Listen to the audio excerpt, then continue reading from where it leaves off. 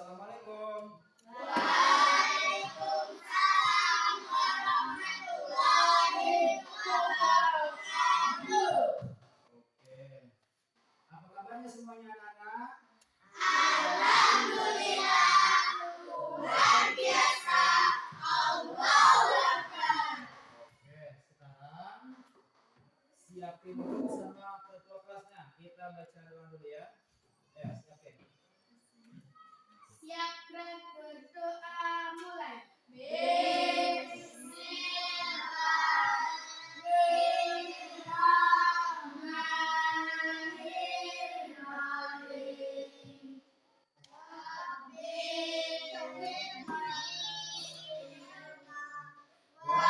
Warzuqni amin. Memberi salam kepada Bapak Guru.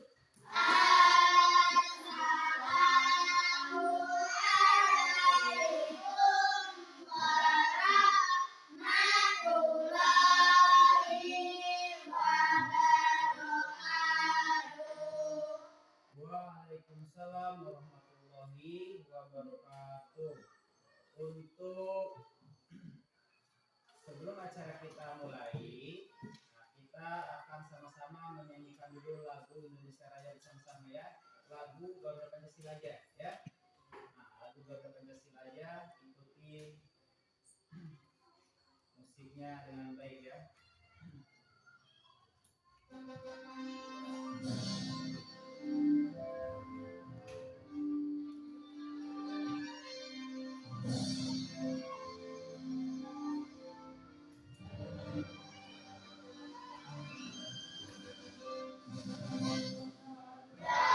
Pancasila, akulah pendukungmu, berproklamasi, sedia berkorban untukmu. Pancasila berkebenaran, diberi bangsaku. Ayo maju, maju, ayo maju, maju, ayo maju, maju. Oke, bagus. Untuk selanjutnya, pelajaran untuk hari ini adalah pelajaran PAI, yaitu Pendidikan Agama Islam. Nah, minggu kemarin kita telah membahas masalah apa? Minggu kemarin masalah anak yatim, ya kan? Nah, mengabdi anak yatim. Nah, untuk pelajaran selanjutnya, bab selanjutnya kita akan mempelajari masalah Fathul Mekah. Apa? Fathul Mekah. Nah, udah dibaca-baca belum di rumahnya masing-masing? Nah, kalau gitu, sebelum kita mulai, coba Pak Guru ini lihat dulu tepuk semangatnya sama-sama. Oke? Siap? Tepuk semangat.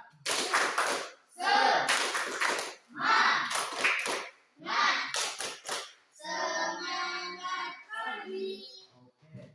Sekarang kalian lihat ke depan, silakan disimak videonya, disimak, dan nanti yang penting-pentingnya yang bisa kalian ambil pelajarannya, hikmahnya kalian catat di buku kalian. Nanti setiap kelompok nanti mempresentasikan ke depan.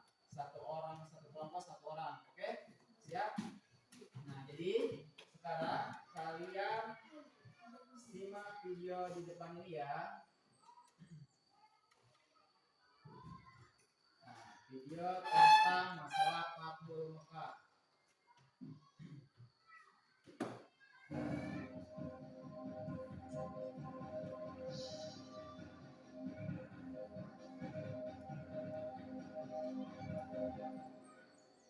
Fathul Mekah, pembebasan kota Mekah.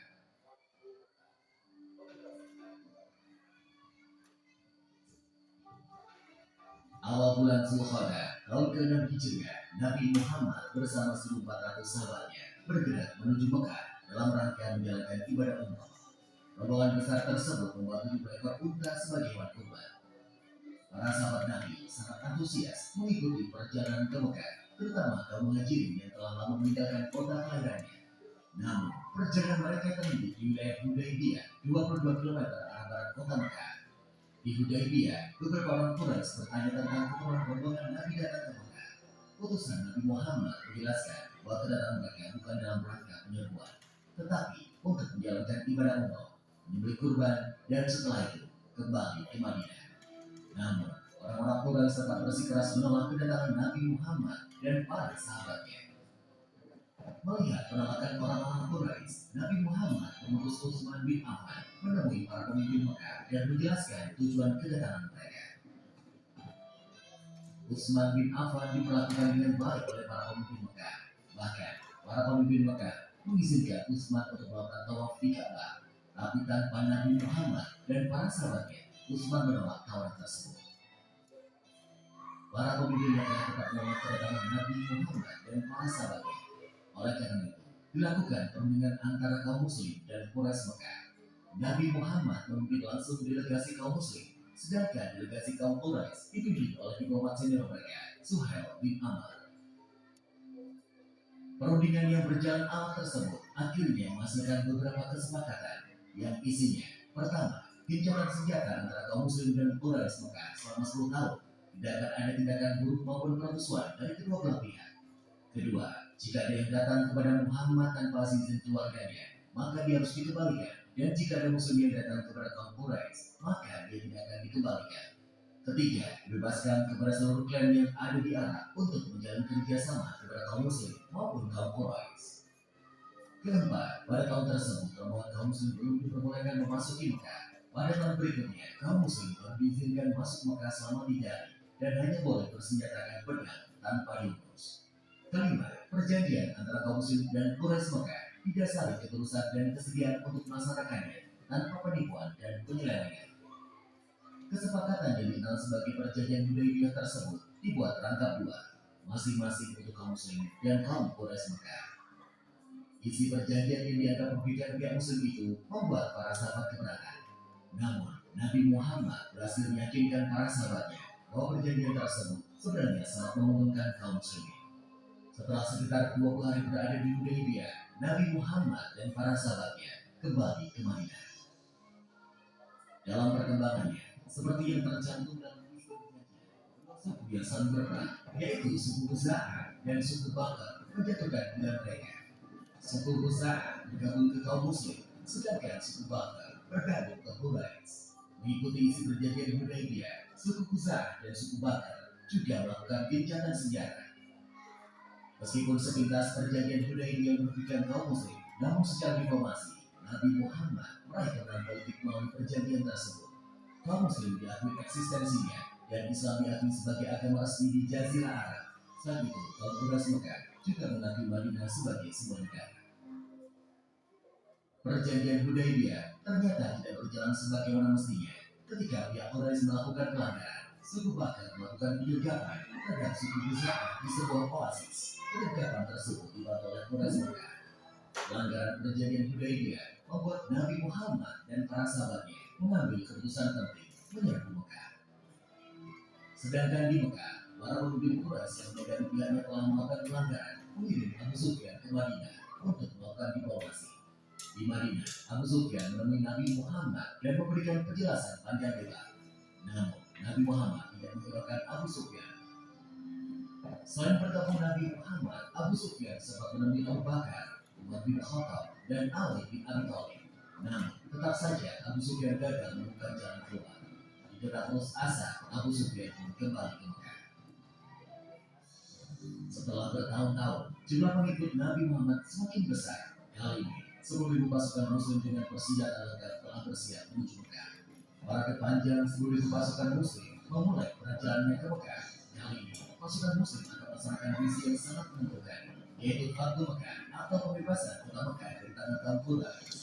Para pemimpin Mekah sama sekali tidak menduga kekuatan pasukan Nabi Muhammad. Nabi Muhammad membagi tiga pasukannya melewati jalan yang berbeda, sehingga musuh tidak bisa memperkirakan dengan tepat jumlah pasukan muslim. Ketika pasukan muslim memasuki Mekah, kaum Quraisy hanya bisa pasrah karena tidak mungkin melawan kekuatan sebesar itu.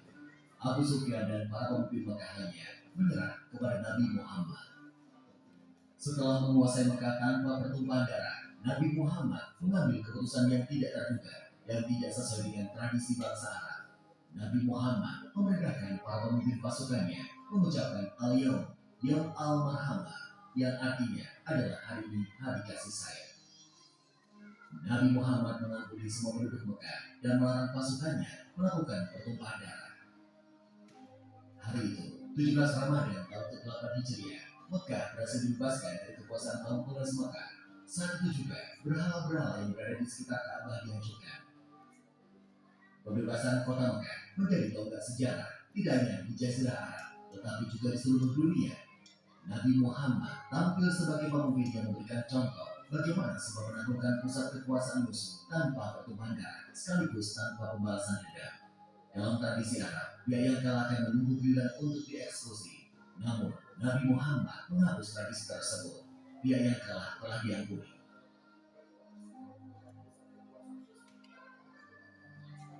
Setelah Ka'bah dibersihkan dari berbagai jenis berhala, Bilal pun diperintahkan Nabi untuk memandangkan azan.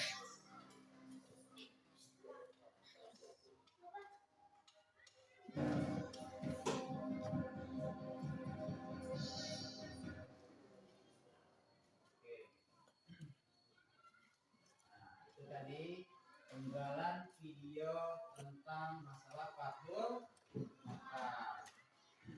Sudah selesai tadi, kita memutar videonya. Nah, ini sudah dibagi berapa kelompok? Dua kelompok. Tadi tugas kalian, kata Pak Guru, jika kalian tadi memutar video, kalian simak dan kalian tulis.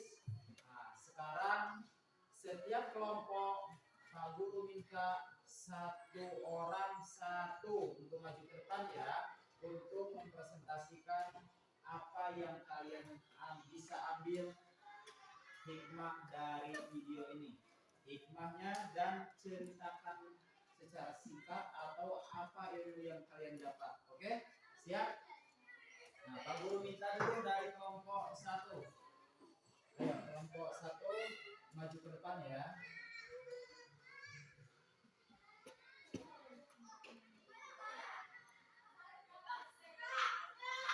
Pada tahun ke-9 terjadi perjanjian Hudaybiyah, yaitu perjanjian damai antara muslimin Madinah dengan kaum Quraisy Mekah. Terbukanya kota Mekah, satu Mekah, terjadi pada tahun ke-8 Hijriah.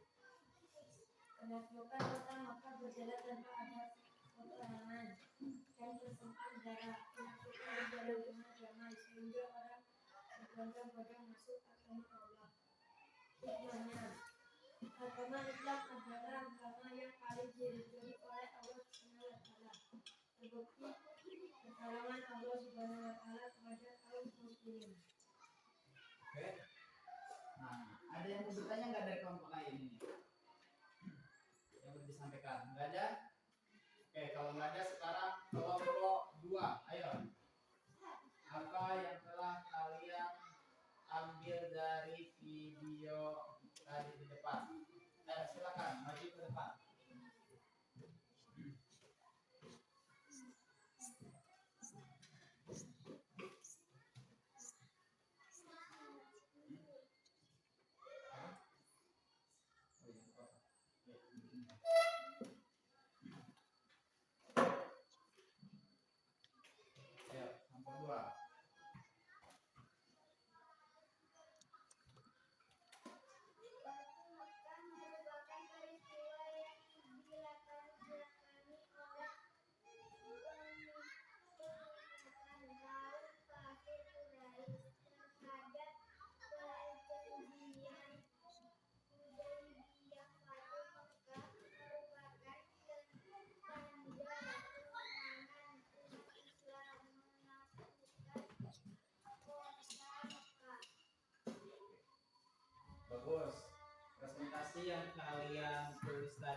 kalian ambil sudah lumayan ya. Walaupun masih banyak kurangnya, tapi ya udah termasuk bagus. Tepuk tangan dulu untuk kita semuanya. Nah, sekarang Pak Guru mau nanya, dari kisah video tadi tersebut, apa ada yang kurang paham atau ada yang mau ditanyakan? Ada yang bertanya? Oke, ya ayo Kayla. Mau nanya apa? Apa penyebab terjadinya peristiwa Fathu Mekah? Oke, bagus sekali. Pertanyaannya, kenapa terjadi peristiwa Fathu Mekah? Nah, jadi dengerin dulu ya. Terjadinya peristiwa Fathu Mekah atau pembebasan kota Mekah ini diawali dengan ada pengkhianatan antara kaum kafir Quraisy dan kaum muslimin. Nah, pengkhianatan apa? Sebelumnya di situ dibuat perjanjian namanya perjanjian Hudaybiyah. Nah, jadi perjanjian di situ adalah perjanjian damai sebetulnya di dalamnya. Salah satunya itu tidak akan terjadi peperangan selama 10 tahun ya dalam perjanjiannya ya. Nah, selain itu juga di dalam perjanjiannya itu siapapun yang ada kebebasan. Jadi kalau ada orang kafir masuk Islam, diperbolehkan. Begitu juga sebaliknya. Kalau ada orang Islam yang mau bergabung sama orang kafir, dipersilakan. Jadi di situ ada kebebasan untuk memilih keyakinan masing-masing ya. Nah, dan selama 10 tahun di perjanjian Hudaybiyah itu adalah ada 10 tahun tidak akan ada peperangan, tidak ada kerusuhan. Nah, akan tetapi berjalannya waktu, semakin lama umat Islam ini semakin berkembang, semakin banyak. Nah, umat Islam ini semakin lama semakin berkembang, semakin banyak yang tertarik untuk masuk Islam. Nah, semakin lama semakin banyak yang masuk Islam, sehingga orang kafir Quraisy ini merasa dirugikan. Nah, sehingga sebelum terjadi 10 tahun, orang kafir ini melanggar perjanjian. Apa? Melanggar perjanjian. Nah, jadi orang kafir ini melanggar perjanjian. Orang kafir ini menyelundup, membunuh Bani apa? Bakar tadi. Nah, yang Bani Bakar ini termasuk adalah rombongan orang Islam atau kaum muslimin. Nah, jadi orang kafir Quraisy itu melanggar terlebih dahulu, sehingga perjanjian yang 10 tahun tadi tidak ada peperangan, sehingga itu menjadi batal dikarenakan orang kafir itu sendiri yang melanggar aturan. Nah, sehingga Nabi itu Nabi membuat strategi untuk pergi ke Mekah atau untuk membebaskan kota Mekah. Nah, disitulah ya, jadi perjanjian dibatalkan sama orang kafir Quraisy itu sendiri, sehingga Nabi juga bisa bergerak kaum muslimin ke Mekah untuk membebaskan kota Mekah. Nah, ada lagi yang mau bertanya? Udah paham semuanya? Ya. Kalau udah paham, bagian Pak Guru yang bertanya sama kalian. Siap? Tadi udah paham katanya. Sekarang Pak Guru yang bertanya. Kalau udah paham, orang yang masuk Islam dari kalangan orang kafir Quraisy sebelum peristiwa Fathu Mekah, siapa itu tokoh orang Quraisy? Bagus. Namanya Abu Sufyan. Udah itu, aku nanya lagi. Rasulullah mengepung kota Mekah sambil ngapain? Sambil menghancurkan berhala atau membersihkan Ka'bah dari patung. Ya, patung itu berhala tadi ya. Pak Guru mau nanya lagi. Rombongan Haji Wada sampai di kota Mekah pada hari keberapa?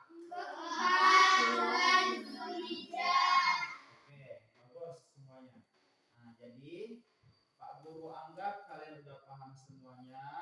Jadi pembelajaran hari ini Pak Guru tutup sampai sekian. Nah, sebelum itu coba Pak Guru mau minta dulu tepuk anak soleh. 1, 2,